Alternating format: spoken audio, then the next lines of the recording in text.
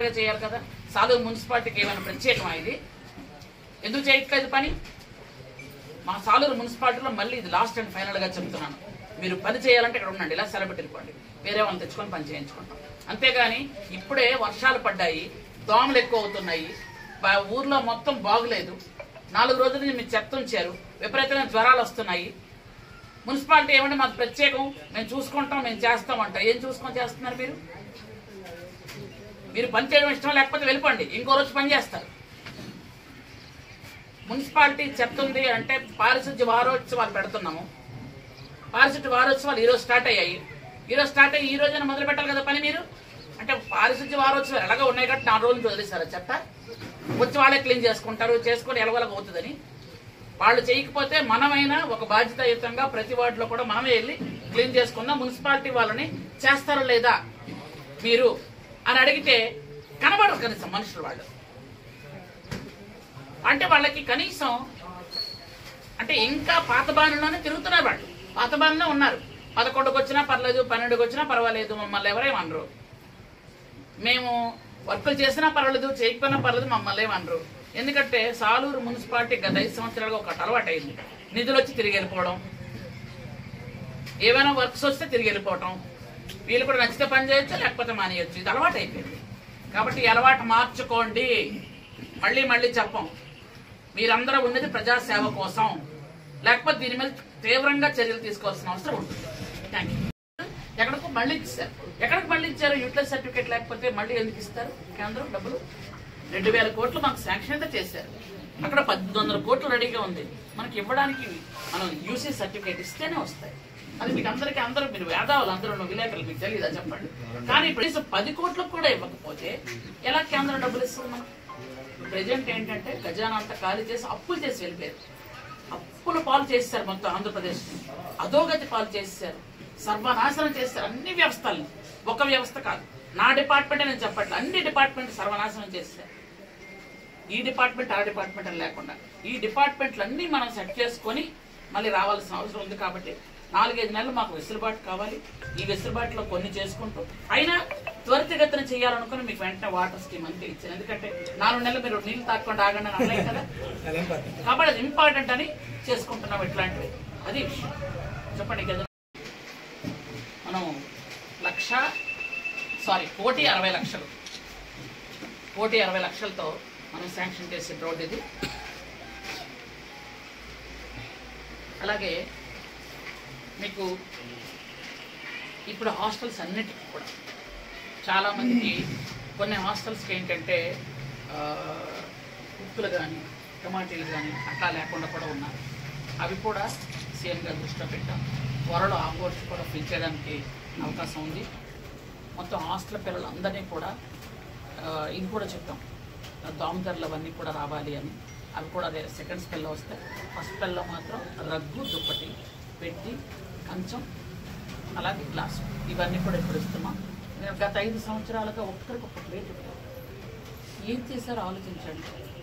అంటే మేము మాట్లాడితే మీరు విమర్శిస్తున్నారు అంటున్నారు. వాళ్ళు విమర్శించడం కాదు, మీరు ఆత్మ పరిశీలన చేసుకోండి. అసలు గిరిజనులకు ఏం సేవ చేశారు? గిరిజనులకు సేవ చేసినట్ట అది? హాస్టల్లో ఉన్న పిల్లలకు కనీసం 5 సంవత్సరాల ఒక కంచం ఇవ్వకపోతే, ఒక గ్లాస్ ఇవ్వకపోతే అది చేసినట్ట? అట్లీస్ట్ ఒక స్పూన్ ఇవ్వకపోతే ఇలా చేశారు. ఐటీడీఏలన్నీ నిర్వీర్యం చేసేసారు. ఐటీడీఏలోని ఎక్కడ ఒక్క పైసా డబ్బులు లేకుండా చేసేసారు.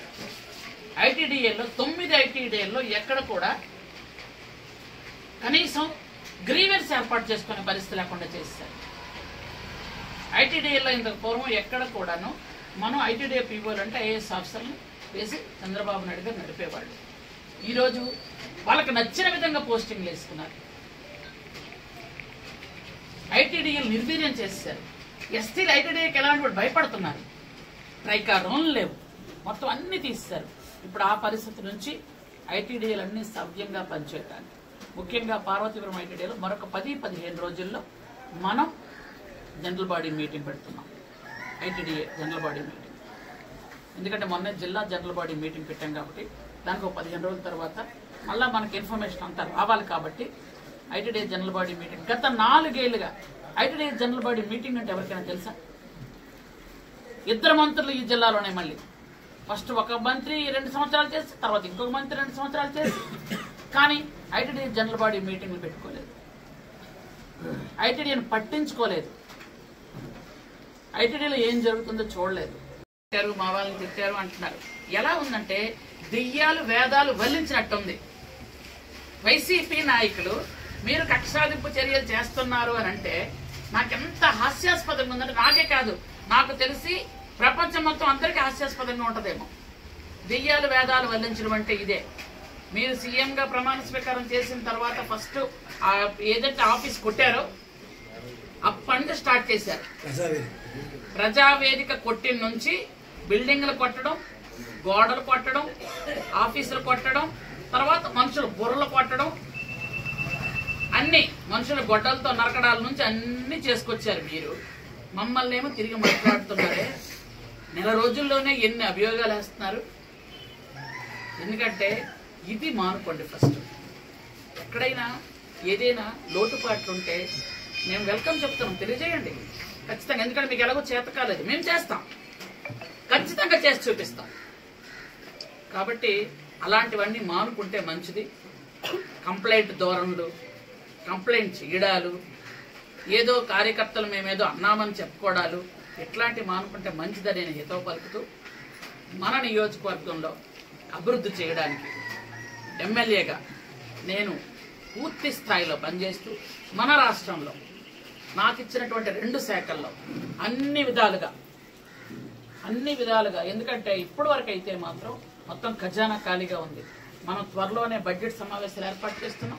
బడ్జెట్ వచ్చిన తర్వాత మీరు చేసిన అప్పులు తీర్చడానికే నాకు సగం టైం అవుతుంది. ఈ డిపార్ట్మెంట్లో 257 కోట్లు ఇక్కడ నష్టం అయితే, ఇంకా ఉమెన్ అండ్ చైల్డ్ వెల్ఫేర్లో ఇంకా ఎంత నష్టం ఉందో పాప బయటకు తీస్తున్నారు.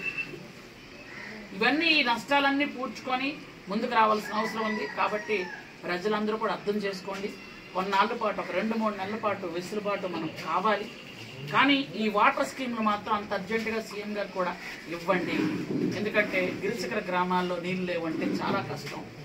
చెయ్యండి అని చెప్పి 31 వాటర్ స్కీమ్ కూడా మనం 3 కోట్లతో ప్రజెంట్ శాంక్షన్ చేసుకున్నాం. అలాగే 1,60,00,000తో మనం పారమ తల్లి కొండ రోడ్డు కూడా శాంక్షన్ చేసుకున్నాం. కాబట్టి ఈ విషయాలన్నీ మీకు తెలియజేయడానికి మీ అందరి కోఆపరేషన్ కూడా ఉండాలని మనస్ఫూర్తిగా కోరుకుంటున్నాను. రోడ్డు లేక ఎంత ఇబ్బంది పడుతున్నాం మీకు అందరికీ తెలుసు. అది గతసారి శాంక్షన్ అయింది అన్నారు, శాంక్షన్ కాలేదు. అది శాంక్షన్ అయ్యి మళ్ళీ క్యాన్సిల్ అయిపోయింది, ఏవో జరిగాయి. ఇంక ఇవన్నీ కాదు అని మొన్న 10 మంది భక్తులందరూ వచ్చి మాకు పారమ్మ తల్లి కొండకి గుడి ముందు రోడ్డు అయితే వేయండి అమ్మ అని అడిగారు. దానికి 1,80,00,000 మనం శాంక్షన్ చేయించాం. త్వరలో అది కూడా మనం చేయడానికి రెడీగా ఉన్నాం. కొన్ని ప్రపోజల్స్ కూడా పెట్టాం. ఆ ప్రపోజల్స్ వచ్చిన తర్వాత నాకు 4-5 రోజుల్లో మళ్ళీ మీకు చెప్తాను. కొన్ని రోడ్స్ ఉన్నాయి, పెద్ద రోడ్స్. అలాగే ఏవైతే ఇప్పుడు ఆహ్లాదకరమైనటువంటి వాతావరణం, అంటే మనకి పిక్నిక్ అనగానే మన ఏరియాలో కనిపించేవి వాటర్ ఫాల్స్, అందరూ వస్తారు. ఆ వాటర్ ఫాల్స్కి వెళ్ళడానికి రూట్ లేదు. వాటి కోసం వాటర్ ఫాల్స్ దగ్గర కొంచెం వెళ్ళడానికి రూటు, అంటే రోడ్డు నుంచి వాటర్ ఫాల్స్ వెళ్ళడానికి రోడ్లన్నీ పెట్టాను. అవి 4-5 రోజుల్లో శాంక్షన్, అంటే ఆల్రెడీ శాంక్షన్ నుంచి మీకు అయిపోయినట్టే, కానీ మొత్తం పూర్తయ్యాక మీకు నేను చెప్తాను. అవి కూడా రెడీ అవుతాయి. రోడ్లు కూడా శాంక్షన్ అవుతున్నాయి. అవి కూడా మీకు 2-3 రోజులు నేను ఇస్తాను. మొత్తానికి ఏంటంటే సాలూరు నియోజకవర్గాన్ని మనం ఎక్కడ ఏ ప్రాబ్లం ఉన్నా కానీ మనం చేసుకుంటూ వెళ్ళాలి. ముఖ్యంగా సాలూరు నియోజకవర్గానికి రాష్ట్రం మొత్తం మంత్రి అయినా సాలూరు నియోజకవర్గానికి ఎమ్మెల్యే ఇక్కడ ఆడపడుచున్నాయి. కాబట్టి ఎవరికి ఏదున్నా ప్రాబ్లం ఉన్నా దయచేసి నాకు చెప్పండి. ఖచ్చితంగా మన వరకు మనం చేసుకెళ్దాం. మీకు అది కూడా చెప్తున్నాను, ఎందుకంటే చాలా ప్రాబ్లమ్స్ ఉన్నాయి. కానీ ఖజానా మొత్తం గత సైకో ఎక్స్-సీఎం ఖాళీ చేసుకెళ్ళిపోయాడు. ఖజానాలో ఎక్కడ మీకు ఇంత పూర్వం ఏంటంటే ఐటీడీ అనగానే టక్కన డబ్బులు తీసేవాళ్ళు ఏదో ఒకదాన్ని. కానీ ఈరోజు ట్రైబల్ వెల్ఫేర్ డిపార్ట్మెంట్లో 257 కోట్లు మేము ఒప్పుకున్నామంటే మీరు నమ్మగలరా? ఎవరికి ఇవ్వలేక. ఎందుకంటే మేము 10 కోట్లు కడితే 100 కోట్లు మన కేంద్రం నుంచి వస్తుంది. 10% మనం కడితే చాలు. 90% తెచ్చుకోవచ్చు. అలాంటిది కూడా కట్టుకోలేని పరిస్థితిలో గత ప్రభుత్వం ఉందంటే మీరు ఆలోచించండి. అంటే ఎక్కడ ట్రైబ్స్ కూడా ఎంత ఇబ్బంది పడుతున్నారు. అలాగే గత 5 సంవత్సరాలుగా హాస్టల్ పిల్లలకి ఒక ప్లేట్ కానీ, గ్లాస్ కానీ, ఒక పెట్టి కానీ ఏమీ ఇవ్వలేదు. ఇప్పుడు మళ్ళీ హాస్టల్ పిల్లలందరికీ కూడా, అందరు హాస్టల్ పిల్లలకి రగ్గులు, దుప్పట్లు ఇస్తూ ప్లేటు, పెట్టి, గ్లాసు ప్రజెంట్ ఇస్తున్నాం. మొత్తం అన్ని హాస్టల్స్కి ఇస్తున్నాం.